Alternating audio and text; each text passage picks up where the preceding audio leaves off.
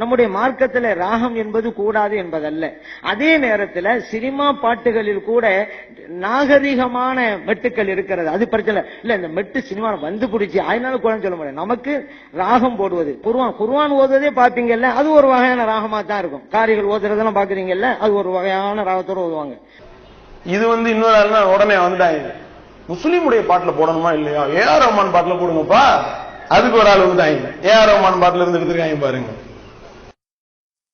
நபியே நபியே நபியே நபியே நபியே நபியே நபியே நபியே நபியே நபியே அல்லாஹ் அல்லாஹ் உன் மீது அன்பை கொண்ட தூதர்கள் வாழ்வில் நடந்திட்ட கொடுமைகள் கேட்டு